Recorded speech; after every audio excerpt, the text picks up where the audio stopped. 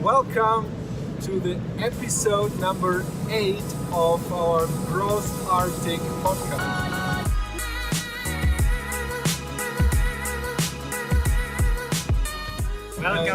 Welcome. Today we are at the Pirate Summit here in Cologne.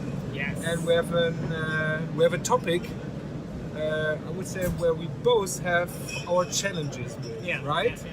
So what is our topic today? So I've come explicitly with a question to Pirate Summit, whether I want to continue to go solo and stay small, In consciously, business. in business. He's talking about business, not private stuff, right? And or if I want to scale up to a team that doesn't need to be like 60 people, but even like going to 6 people, which would be the ideal size I would be targeting next.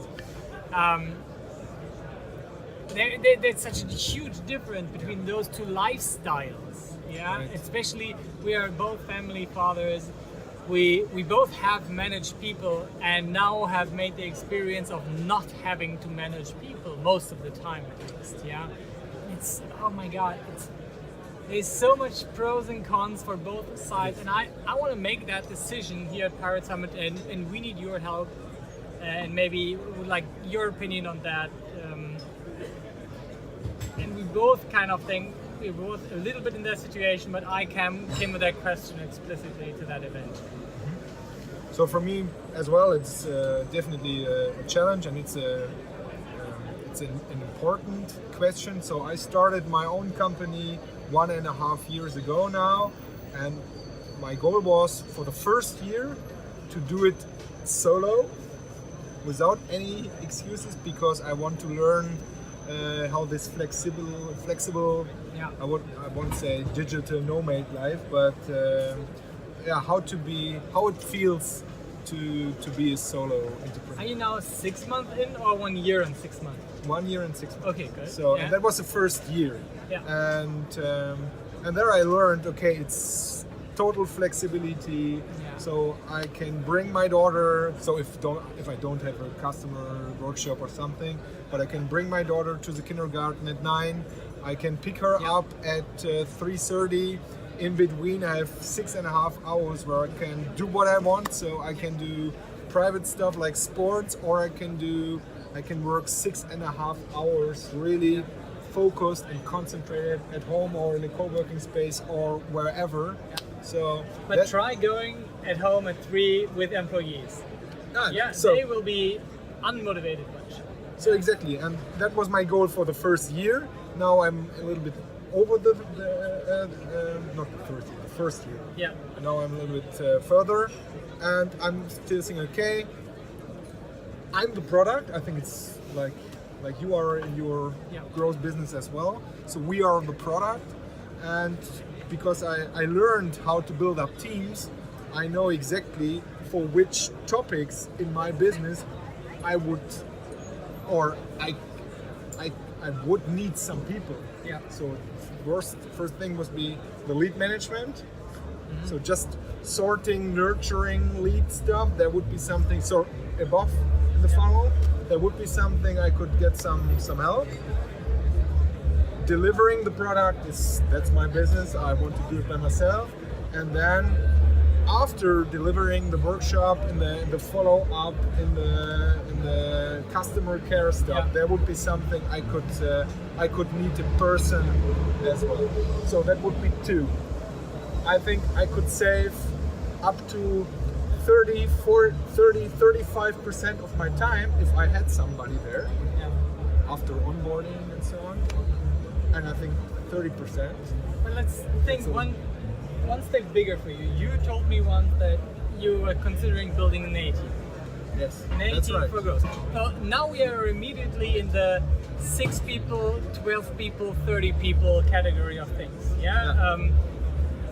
And I have been in this situation in the past now a couple of times, that when you decide to go bigger, you always regret that you didn't go full throttle 2 years ago.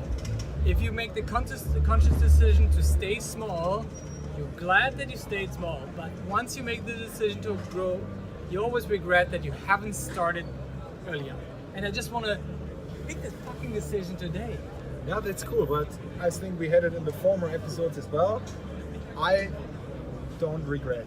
So Yeah, right. You don't regret. I don't regret. So I just want to take this really important decision with a lot of talking to others. We had this in a learning episode as well. Yeah.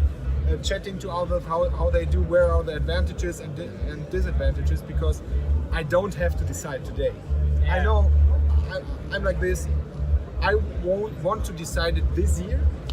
I want to decide until Christmas if I want to build up a team or if I want to be like this, because I think I have a pretty good life. I have a pretty good customer base. My business is still growing. There is a lot of space to grow, and so where is the reason to build up a team? Maybe there's one reason. I love building up teams. That's something I really love. Having a bigger impact is great. Awesome. And you know what really fucks me up? That whenever I think if I had a real purpose, a mission I would be driving, let's say feed the hungry, I would not even spend a second thinking about staying solo, because the purpose and the mission is so much bigger than my egoistic needs to have a super awesome lifestyle. So would you say it's a little bit laziness? It is laziness, it is lack of focus, That's an interesting perspective. It is lack of purpose, and I think I have made this experience with pirate skills, and I know that I really truly love it, that I want to do this for a bunch of years now, and that I have the purpose of giving entrepreneurs a better fighting chance. And there is my excuses to not build a team are like getting weaker and weaker. Because I know, I feel that I have purpose. I also want to build different products on the side that I'm passionate about. But this, like, why the fuck wouldn't I do something for which I would compromise on most other things? Because the mission is so important to me. But I think the reason must be there. So they're not just to build up a team because I want to build up a team. Maybe that could be cool. Or in football because you need 11 players. I have to recruit 11 players. But I think the reason, maybe from the economic view, for me as a startup, must be there. And if I calculate, or if I do the math with saving time, that could be the laziness part. But I'm pretty sure the 30% I would save, I won't sit at home or at the beach. I can do something different. Building up a new product, doing something, whatever it is, do more marketing, do more podcasts, do more whatever. I think that's a basic idea. You don't do something like Pirate Summit. Look at that mass of people, of amazing people. You don't do that solo. You don't. You can't. There is people are here. There is a limit to what you can do. I think it feels like 700-800, but I don't know. No, that's right. What a high quality bunch of human beings. Like, this feels like my tribe. And this is then again, for me, the thing, like, why don't I do more of that? Why don't I do more for that tribe? But do you have an idea about pirate skills, for instance? So for which topics, for which points would you need a person more to get what? So to get what more? I think I have a pretty clear vision on that. If I would love to build the free code camp for marketers. Free Code Camp is now it's an open source platform and community where people can learn how to code for free. I'm not in the free business, don't worry about it. But it has the mission to build hundreds of thousands of developers in order to improve the world. And the way they do it through, first of all, online classes, and then connecting them to NGOs where they make the actual team experience and learning how to git commit within a team and everything. Developers that really to develop, and they do that for NGOs. Yeah, and I have the vision, for example, to build a marketing or like a growth bootcamp. It doesn't need to be focused completely on marketing. It could be product and marketing. Yeah, focused bootcamp with a vision of having those people practice in startups and in NGOs. Yeah, but mainly in startups. We all have a huge lack of first developers and good marketers. Yeah, in our startup scene, and if we even had junior social media guys, they would just do the awesome content marketing. That would be a fucking amazing. And if they would have that ladder, and then they get into the next part where they practice, for example, the analytics part, and then they can help you set up the analytics.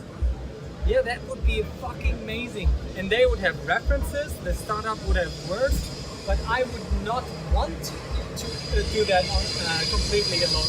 Why should I? I would limit my space there. I could bring in new experts. I don't need to hire them, but I could create courses with them together, for example. Maybe there's a point where I was always in my life really bad in.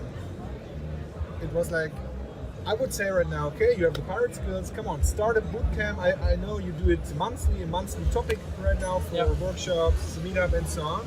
So why don't you do just a marketing coding month in September? You start this to get the traction or not, so you can see an early validation of this. And then if it works, you can split it up to go through. But I would always start small instead of thinking, okay, I need 1 people, 2 people who helps me from the beginning. Do you know what I mean? Yeah.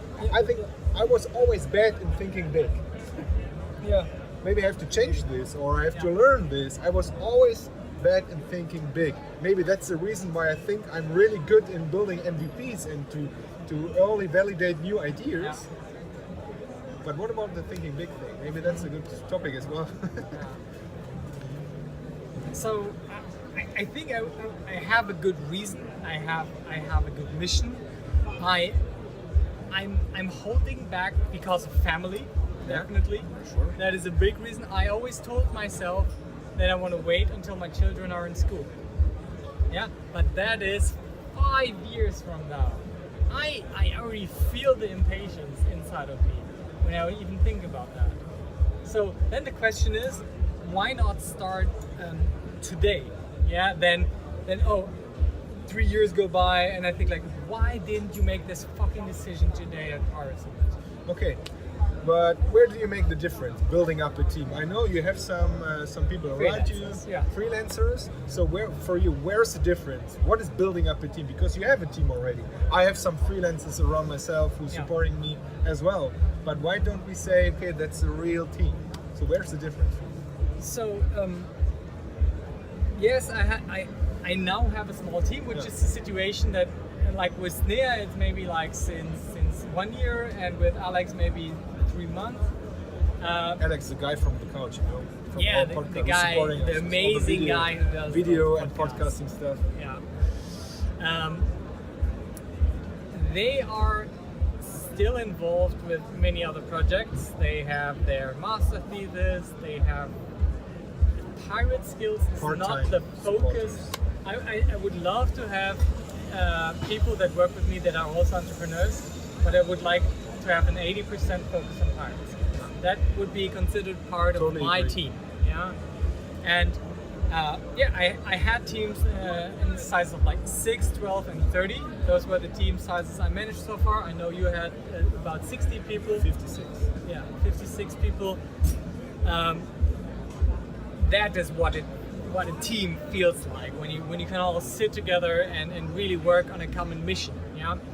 Okay, so how I would go about it? To me, it needs to be cash flow driven. Yeah, I don't want to take venture funding in. Yeah, unless I get a stupid awesome offer. Yeah. For example, like we had one of the sessions at Pirate Summit was how to take an equity, how to get funding without giving away equity, or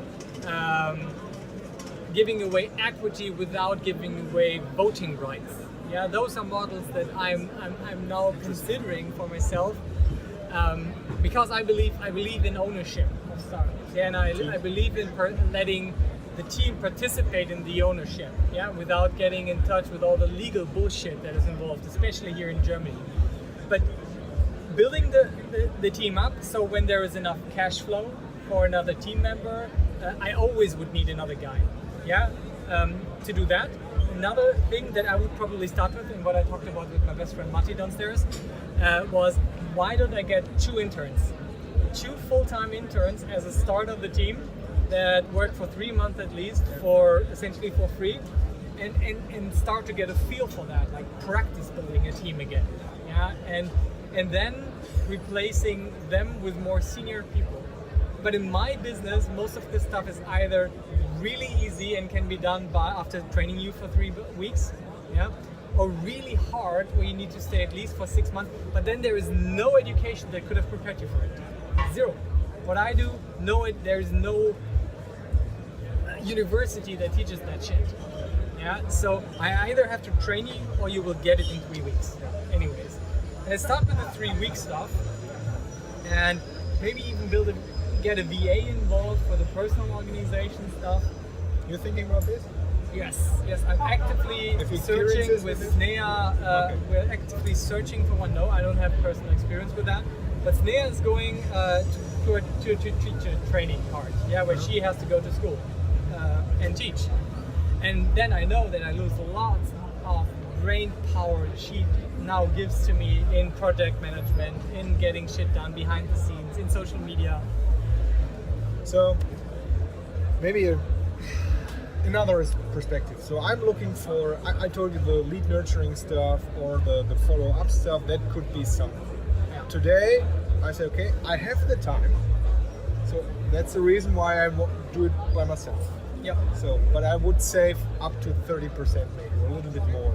So for me, the decision would be if I get, for instance, as many requests for doing boot camps as possible, so that I have to cancel some. So because they are coming to the same dates or whatever, so I get too many requests, too much traction. That would be for me. So I'm waiting for this. So I had to cancel. I think in 1.5 years now, 2 or 3 workshops because we couldn't find a date. Yeah. I hate this because I want to do this stuff, right? But it was like this.